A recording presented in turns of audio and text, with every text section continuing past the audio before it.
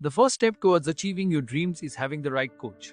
Get the best education with forensic classes by Diksha and make your net forensic exam dreams come true. Download the app now. Hello everyone, welcome to our YouTube channel. आज की class में हम पढ़ रहे हैं muscular dystrophy. Muscular dystrophy genetic disease है, genetic disorder है। Genetic disorder है, इसी वजह से ये एक जनरेशन से दूसरे जनरेशन मूव करती है। That's what genetic means, right? So muscular dystrophy पढ़ने से पहले एक क्विक रिमाइंडर, अगर आप प्रिपरेशन कर रहे हैं यूजीसी नेट दिसंबर 2022 के साइकिल के लिए, सो आप हमारी क्लासेस ज्वाइन कर सकते हैं। So we have classes in criminology and in forensic science, so आप ज्वाइन कर सकते हैं। इन क्लासेस में इंक्लूड होती है video lectures, PDF study material, mock test, previous year question papers discussion and doubt sessions, है ना? सो ये सारी चीजें इंक्लूडेड है आपके कोर्स में। You have to join this through our official application. Application की लिंक आपको डिस्क्रिप्शन में मिल जाएगी, वहां से आप इसे डाउनलोड कर सकते हैं एंड ज्वाइन कर सकते हैं। We do have paper 1 class as well, so paper 1 plus paper 2 की क्लास भी आप ज्वाइन कर सकते हो, या फिर अगर आपको पेपर 1 नहीं पढ़ना है तो सिर्फ और सिर्फ आप पेपर 2 की क्लासेस भी ज्वाइन कर सकते हो फॉर दिसंबर 22 साइकिल। सो दिसंबर में पेपर नहीं होने वाला है बिकॉज अक्टूबर 14 को एग्जाम है, सितंबर अक्टूबर 14 को एग्जाम है, दिसंबर 2021 और जून 2022 का मर्ज साइकिल। सो अक्टूबर में एग्जाम होने की वजह से इट्स नॉट पॉसिबल कि दिसंबर में फिर से नेट की एग्जाम क्लियर दिसंबर में फिर से नेट की एग्जाम कंडक्ट हो। सो वो कुछ मंथ्स बाद में होने वाली है, but you should start your preparation from today, है ना?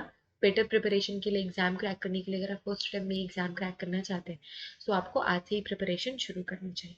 ओके, सेमेस्टर क्लासेस अवेलेबल है उन सभी बच्चों के लिए जो भी सेमेस्टर्स में है, एंड अगर वो अच्छा से first semester, third semester and fifth semester BSc की क्लासेस अवेलेबल है। एमएससी की first semester and third semester की क्लासेस अवेलेबल है। और semesters are available, we will give you the sample papers and important questions as well, so that आप अच्छा marks score कर सके अपने। So muscular dystrophy is a group of disorders. ये क्या है? ग्रुप ऑफ डिसऑर्डर्स है। It is group of disorders that affect the voluntary muscles. Voluntary muscles कौन सी होती है जिनको हम क्या कर सकते हैं? कंट्रोल कर सकते हैं। एक तो होती है वॉल्वेंट्री मसल्स और एक होती है इनवॉल्वेंट्री मसल्स।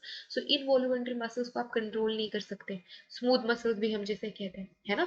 और इन्हें हम कौन सी मसल कहते हैं जिन्हें हम कंट्रोल कर सकते हैं? These are skeletal muscles. Skeletal muscles voluntary muscles होती है, आप इन्हें कंट्रोल कर सकते हैं, ठीक है? स्मूथ मसल्स इनवॉल्यूमेंट्री होती है, आप इसे कंट्रोल नहीं कर सकते। सो जो वॉल्यूमेंट्री मसल्स है वो सारी मसल्स जिनको आप कंट्रोल कर सकते हो, उनमें क्या हो जाता है? डिफेक्ट आ जाता है, उनपे प्रॉब्लम आ जाती है, एंड इसे ही हम कहते हैं muscular dystrophy.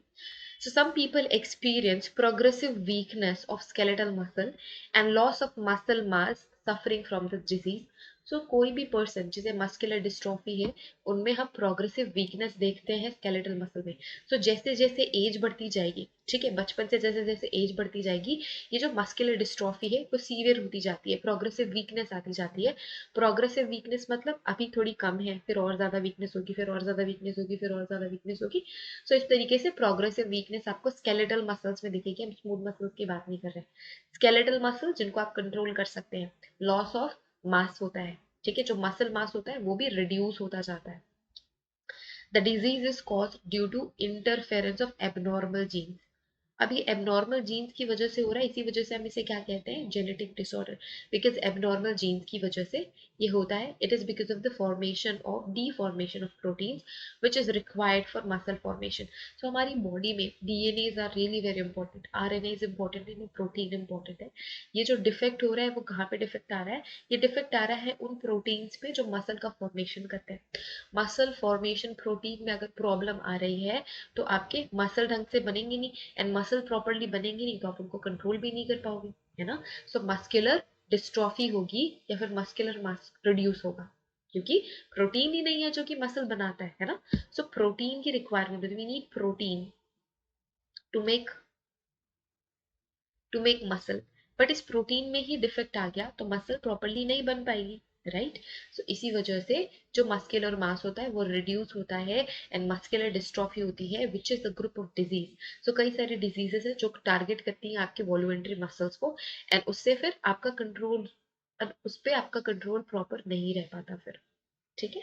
So this is muscular dystrophy. What are the symptoms of muscular dystrophy? So muscular dystrophy generally manifests themselves in children through certain forms of disease through some certain forms of disease which do not surface till adulthood. तो बचपने से पता नहीं चलता है, क्योंकि जब बच्चे छोटे होते हैं पेरेंट्स ज्यादा ध्यान नहीं देते, हम भी ज्यादा ध्यान नहीं देते, एंड मस्कुलर डिस्ट्रॉफी का पता नहीं चलता, तब तक पता नहीं चलता जब तक वो बच्चा अडल्टहुड में नहीं आ जाता. तब जाके आपको पता चलता है कि हाँ कुछ प्रॉब्लम हो रही है, मस्कुलर डिस्ट्रॉफी हो सकती है, या कुछ तो भी डिजीज या डिसऑर्डर के सिम्टम्स आ रहे हैं. ठीक है. जनरल सिम्टम्स क्या होते हैं? जनरल सिम्टम्स क्या होते हैं? Poor balance. अब बच्चे प्रॉपर बैलेंस नहीं बना पा रहे, तो हमको लगता है कि वो छोटे हैं, तो इस वजह से प्रॉपरली बैलेंस नहीं बना पा रहे हैं. So it is a symptom of muscular dystrophy. Balance बहुत पुअर होता है, प्रॉपरली जंप नहीं कर पाते, प्रॉपरली रन नहीं कर पाते. मस्कुलर डिस्ट्रॉफी जिन बच्चों को होता है, ठीक है, उनका जो गेट पैटर्न होता है, गेट पैटर्न कौन सा होता है? हमारे चलने का एक पैटर्न होता है ना, तो वो प्रॉपर नहीं होता, वो बहुत डिस्टर्ब्ड रहता है. डिफॉर्मेशन ऑफ काफ. सो जो डिफॉर्मेशन है, जो मसल जहाँ पे होती है वहां पे डिफॉर्मिटीज आपको देखने को मिलेगी. सो जहाँ काफ एरिया होता है वहां पे ज्यादा मसल्स होती है, बट वहां पे अगर मसल्स प्रॉपरली नहीं बन रही है किसी भी बच्चे के, तो हो सकता है कि मस्कुलर डिस्ट्रॉफी हो उसे. ठीक है. उनको बहुत ज्यादा प्रॉब्लम होती है, अगर वो बैठे हैं तो उनको उठने में, या फिर वो लेटे हैं तो उनको उठने में बहुत ही ज्यादा डिस्टर्बेंस फील करते हैं ये बच्चे, एंड दूसरों से बहुत लेट सीखते हैं, है ना. छोटे बच्चे कैसे चलना उठना बैठना खुद से सीखते हैं धीरे धीरे टाइम के साथ, बट ऐसे जो बच्चे होते हैं उनको बहुत ज्यादा टाइम लगता है दूसरों से सीखने में, एंड वो सीखने के बाद भी they are not able to do these things properly. ठीक है. जेनेटिक्स कैसे इन्वॉल्व है इसमें? सो ये 3 टाइप्स के हो सकते हैं.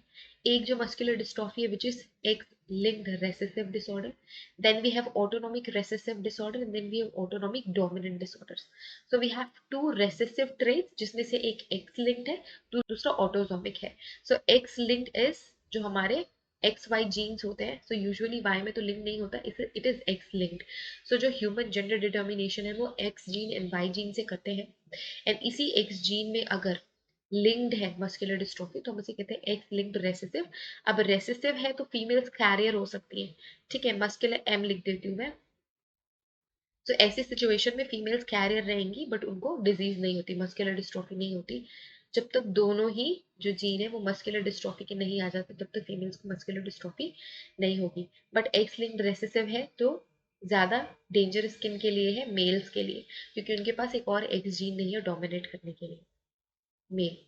ठीक है. Male child usually they are affected from muscular dystrophy. Then we have autonomic recessive. Autonomic recessive gender dependent नहीं है, जैसे यहाँ पे मैंने बोला कि फीमेल्स कम अफेक्टेड रहेंगी, मेल्स ज्यादा अफेक्टेड रहेंगे बिकॉज ऑफ जेंडर. अब यहाँ पे जेंडर डिपेंडेंस नहीं है. हो सकता है कि किसी भी बच्चे को हो जाए, बट रेसेसिव है, अगर डोमिनेंट जीन इनके साथ पे है, अगर डोमिनेंट जीन कोई है तो डिजीज नहीं होगी, बट कैरियर जरूर होंगे. ऑटोनॉमिक डोमिनेंट में हमेशा कुछ ना कुछ चांसेस होते हैं बच्चों के मस्कुलर डिस्ट्रॉफी होने के. सो पहले पढ़ेंगे हम एक्स लिंक्ड रेसेसिव का. So this is the case of genetic abnormality that causes muscular dystrophy which lies in x chromosome. अब जो मस्कुलर डिस्ट्रॉफी का जीन है वो एक्स क्रोमोसोम पे चिपका हुआ है, वो एक्स क्रोमोसोम पे लिंक्ड है. That's why the people which is assigned male at the birth are affected. So मैंने बोला X linked है तो मेल ज्यादा affected होंगे. They would have recessive the faulty X chromosome from their birthing parent and carry the gene but do not have the disease. Females carrier हो सकती है but mostly they do not have the disease because they do have one extra X chromosome to dominate over the diseased one. एक disorder होता है, ये जो faulty gene है वो एक्स वाई क्रोमोसोम में लिंक्ड नहीं है, ये दोनों ही पेरेंट्स से नेक्स्ट जनरेशन में पास ऑन हो सकता है, जिसमें भी their children of any sex, male child भी हो सकता है, फीमेल चाइल्ड भी हो सकता है, they will have 25% of chances of developing muscular dystrophy because ये ऑटोजोमिक रेसेसिव है. ये ऑटोजोमिक रेसेसिव होने की वजह से जो नेक्स्ट जनरेशन के बच्चे हैं 25% चांसेस होंगे कि उनको डिसीज डिसऑर्डर हो सकती है. Autosomic dominant disorder में क्या होता है? This muscular dystrophy is a faulty gene which comes from the one parent and can affect their offspring regardless of sex. So depend नहीं करता कि मेल चाइल्ड है या फीमेल चाइल्ड है, किसी भी बच्चे को हो सकता है. The affected parent often has clinical manifestation and ये नेक्स्ट जनरेशन में ऑफ कोर्स पास ऑन होगी। तो ये 3 तरीके के आपके नेक्स्ट जनरेशन में पास ऑन होने, तो ये 3 तरीके के मस्कुलर डिस्ट्रॉफी हमने देखे। तो एक मस्कुलर डिस्ट्रॉफी में फॉल्टी जीन किससे लिंक्ड है? एक्स से लिंक्ड है, एक्स क्रोमोसोम से लिंक्ड है। यहाँ पे autosomal recessive linked muscular dystrophy है, and here we have autosomal dominant. So सबसे ज्यादा डेंजरस एंड सबसे ज्यादा पॉसिबिलिटी ऑटोनोम सबसे ज्यादा पॉसिबिलिटी नेक्स्ट जनरेशन में डिजीज आने की ऑटोसोमिक डोमिनेंट कैरेक्टर की वजह से होती है। Then we have reduce amount of chances in autosomal recessive disorder, and then X linked recessive में फीमेल्स तो बहुत कम ही होंगी। जितने भी मेल चाइल्ड होंगे उनको पॉसिबिलिटी, जितने भी मेल चाइल्ड होने वाले हैं उनको पॉसिबिलिटीज होगी कि they can have faulty gene. ठीक है, जेनेटिक्स हमने समझ लिया, मस्कुलर डिस्ट्रॉफी के हमने सिम्टम्स देख लिए, एंड मस्कुलर डिस्ट्रॉफी क्या होती है ये हमने देख लिया। सो एक जेनेटिक डिसऑर्डर है, तो through medicine we can not treat this, है ना। जेनेटिक डिजीज या जेनेटिक डिसऑर्डर को हम मेडिसिन के थ्रू या भी कर सकते हैं। तो जीन थेरेपी, तो इसे ठीक करने के लिए वी हैव सम, सो इसे एक एक्सटेंट तक ठीक करने के लिए जीन थेरेपी यूज की जा सकती है। But muscular dystrophy is but muscular dystrophy is Muscular dystrophy is genetic disorder and it is hard to treat. Okay, so yes everyone, we are done with the lecture. Thank you so much for watching this video. Have a great day ahead, and if you want to join any of our classes, if you want to join DUET PG classes for forensic science, you can join these classes available in our official application ki link description mein hai. You can follow us on Instagram and Telegram. We do have our WhatsApp support number given in the description box. So don't forget to check the description box. All the information is there in our description box. Thank you so much everyone for watching this. Have a great day ahead. Take care of yourselves. See you guys in the next video. Till then, take care. Bye.